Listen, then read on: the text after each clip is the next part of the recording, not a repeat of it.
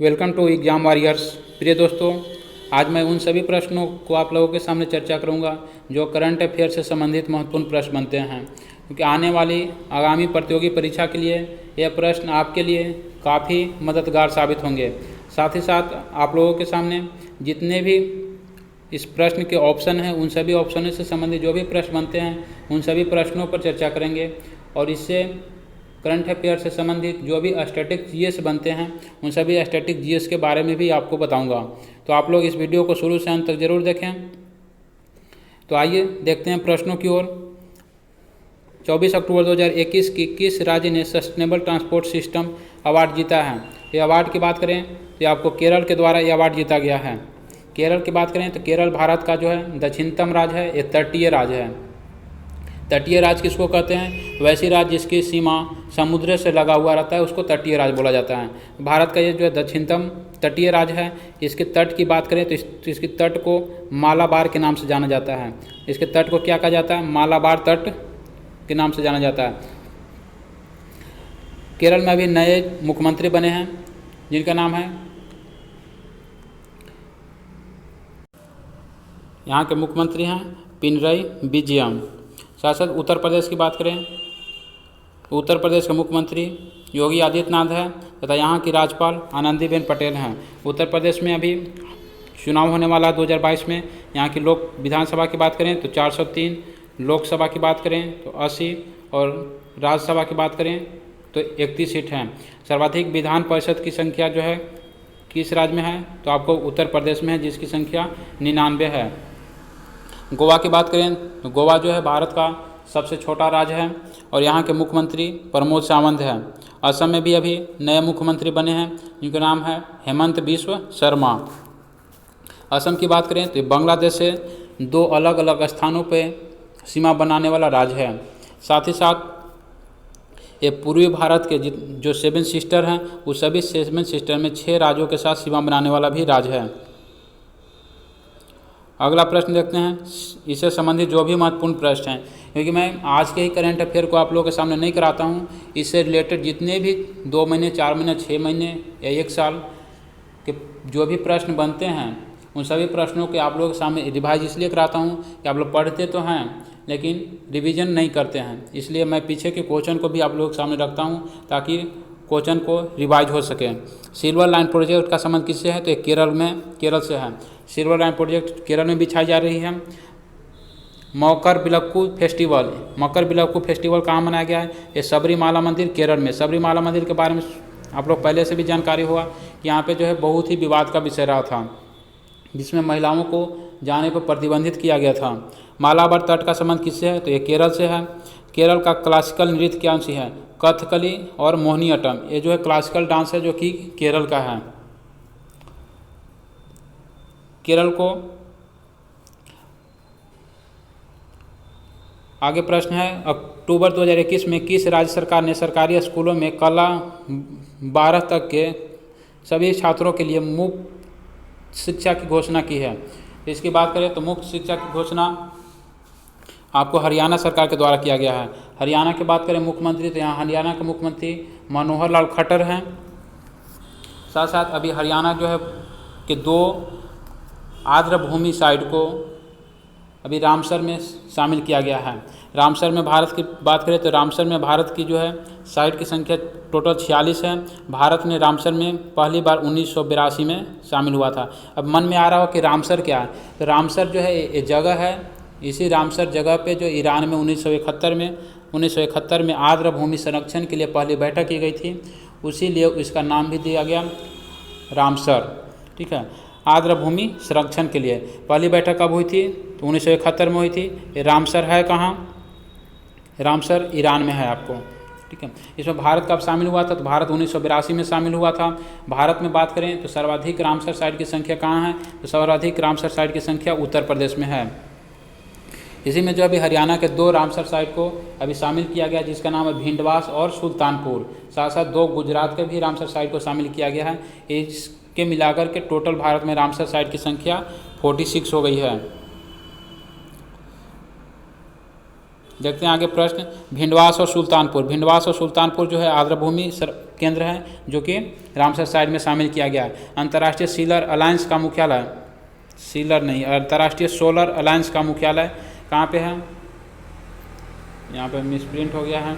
अंतर्राष्ट्रीय solar alliance का मुख्यालय आपको गुरुग्राम हरियाणा में है, गुरुग्राम हरियाणा में है, जिसकी स्थापना भारत और फ्रांस के सहयोग से किया गया था। नई शिक्षा पॉलिसी किस समिति की सिफारिश पर तैयार किया गया था, तो कस्तूरी रंगन। भारत में देखें, ध्यान में होगा, आप लोग पढ़े होंगे तो भारत में पहली शिक्षा नीति 1968 में लाई गई थी, जो इंदिरा गांधी की सरकार में लाई गई थी। दूसरा जो है 1986 में लाई गई थी, जिसमें भारत के प्रधानमंत्री राजीव गांधी थे। इसमें 1992 में कुछ बदलाव किया गया, जब से यही शिक्षा नीति अभी तक चल रही थी। लेकिन 2020 में इस शिक्षा नीति में कुछ परिवर्तन किया गया और नई शिक्षा नीति लाई गई। तो वही प्रश्न है कि किसके सिफारिश पर लाई गई, तो कस्तूरी रंगन समिति की सिफारिश पर लाई गई। अभी शिक्षा का जो पैटर्न क्या है, 5+3+3+4 कर दिया गया है। शिक्षा वर्तमान में किस सूची का विषय है, तो शिक्षा जो है समवर्ती सूची का विषय है। इससे पहले शिक्षा को राष्ट्र सूची का विषय माना गया में रखा गया था। 42वां संविधान संशोधन 1976 के द्वारा शिक्षा को समवर्ती सूची में लाया गया। अगला प्रश्न, प्रतिवर्ष संयुक्त राष्ट्र दिवस कब मनाया जाता है, तो संयुक्त राष्ट्र दिवस की बात करें तो 24 अक्टूबर को मनाया जाता है, क्योंकि 24 अक्टूबर 1945 को संयुक्त राष्ट्र संघ की स्थापना किया गया था। इसका स्थापना करने का उद्देश्य क्या था, तो पूरे विश्व में शांति स्थापित करना। क्योंकि देखेंगे 1920 में राष्ट्र संघ, अगर आपको पूछता है राष्ट्र संघ की स्थापना, तो राष्ट्र संघ की स्थापना 1920 में किया गया था, प्रथम विश्व युद्ध के बाद किया गया था। लेकिन ये राष्ट्र संघ असफल रहा और द्वितीय विश्व युद्ध को टालने में यह असफल रहा, जिसके कारण द्वितीय विश्व युद्ध हुआ।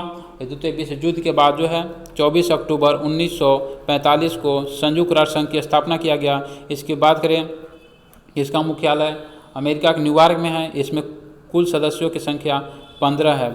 इसमें कुल सदस्य देश 15 हैं, जिसमें 5 जो है आपको अस्थाई हैं तथा 10 अस्थाई हैं।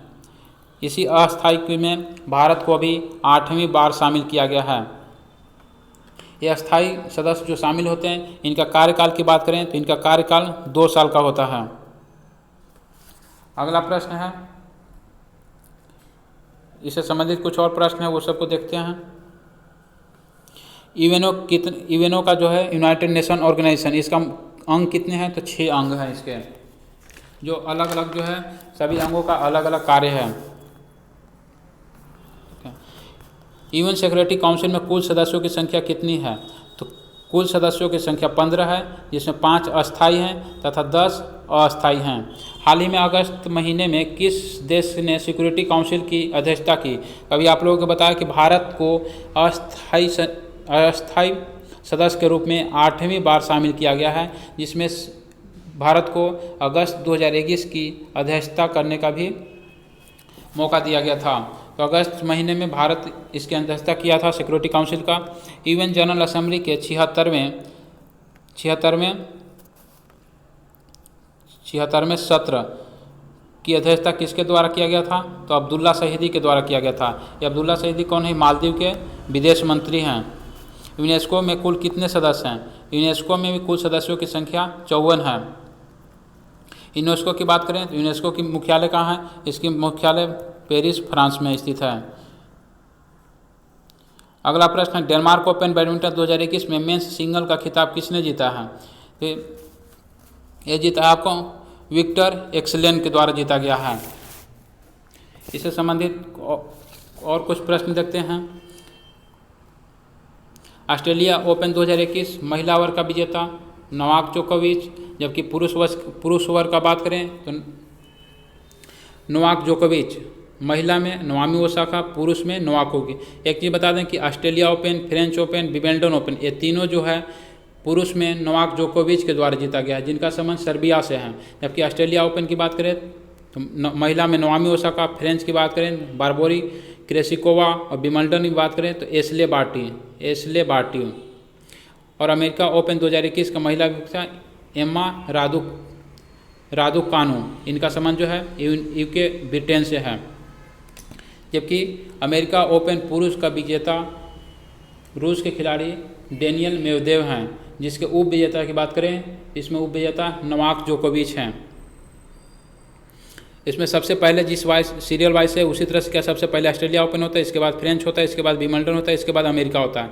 इसके खेल के मैदान को पूछा जाता है प्रश्न में कि ऑस्ट्रेलिया ओपन, अमेरिका ओपन किस मैदान पर खेला जाता है, तो ये आपको हार्ड कोर्ट पर खेला जाता है, हार्ड कोर्ट पर खेला जाता है। जबकि फ्रेंच की बात करें तो ये फ्रेंच जो है मिट्टी पर खेला जाता है, जबकि विंबलडन जो है घास के मैदान पर खेला जाता है। अगला प्रश्न है 28 से 30 अक्टूबर 2021 तक जनजातीय नृत्य महोत्सव 2021 का आयोजन कहाँ किया जाएगा। इसका आयोजन की बात करें तो इसका आयोजन जो है आपको छत्तीसगढ़ के रायपुर में किया जाएगा।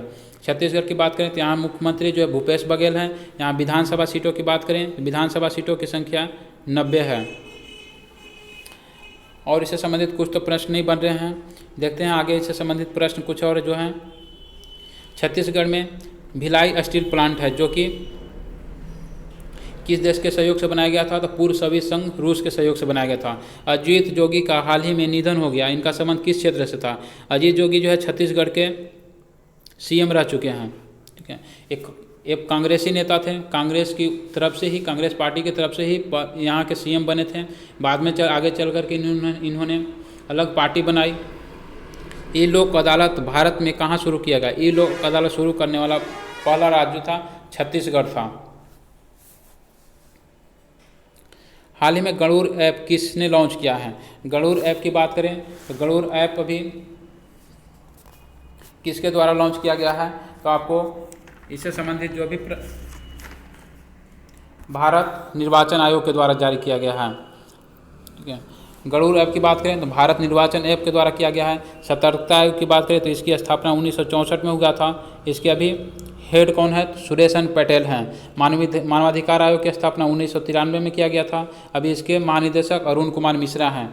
निर्वाचन आयोग की बात करें तो निर्वाचन आयोग 3 सदस्यीय है। इसका मुख्य निर्वाचन आयुक्त अभी सुशील चंद्रा हैं।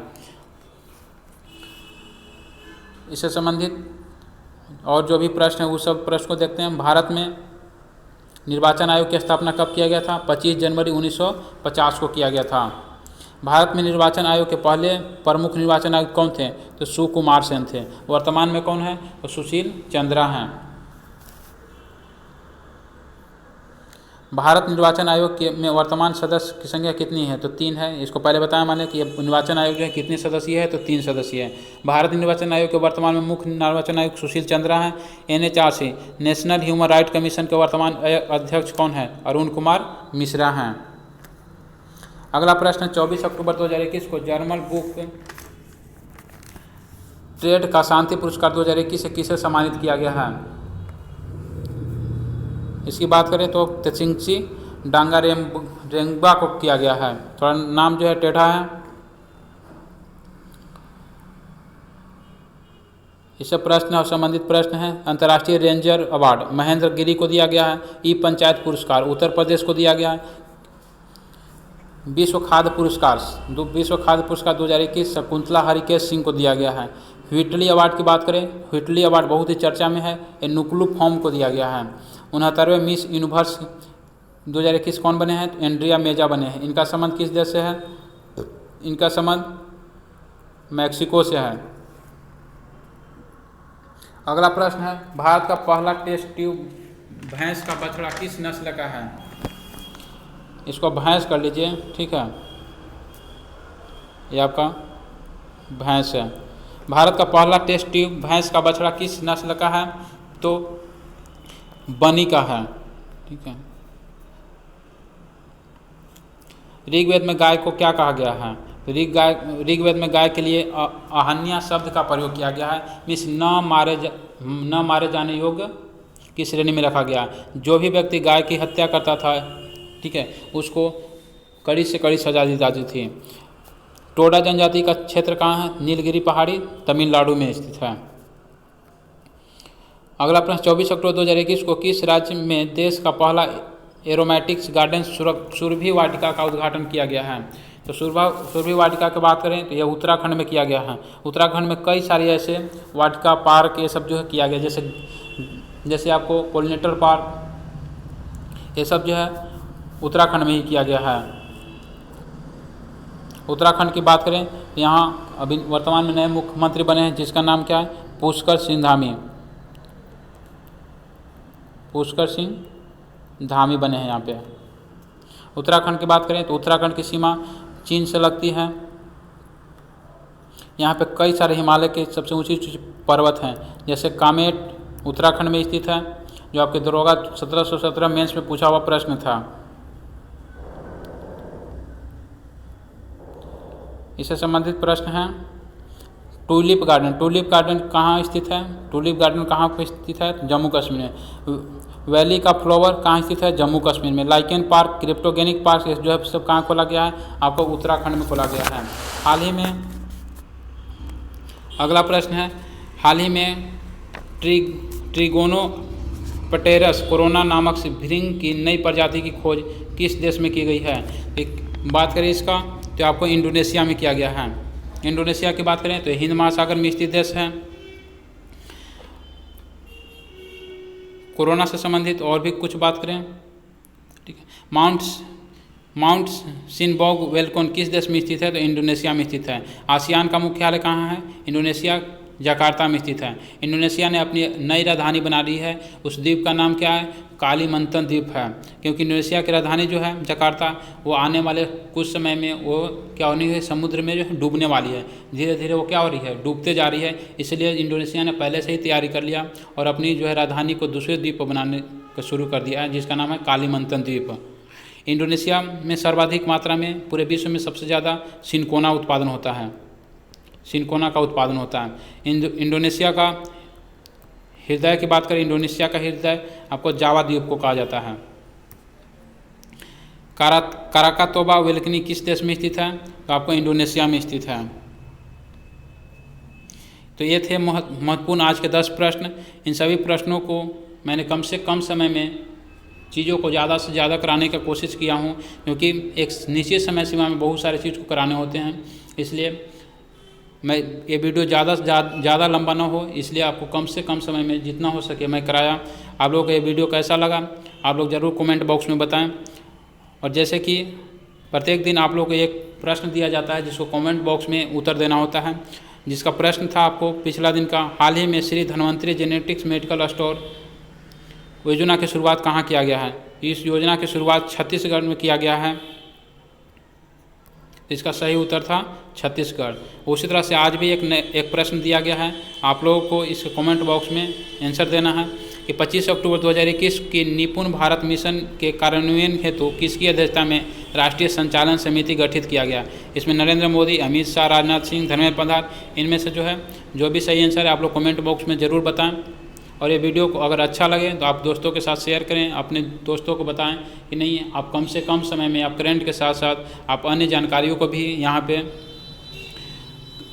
कर सकते हैं। तो आप अपने दोस्तों को साथ ये वीडियो को ज़रूर शेयर करें। दोस्तों धन्यवाद, फिर मिलते हैं अगले वीडियो में।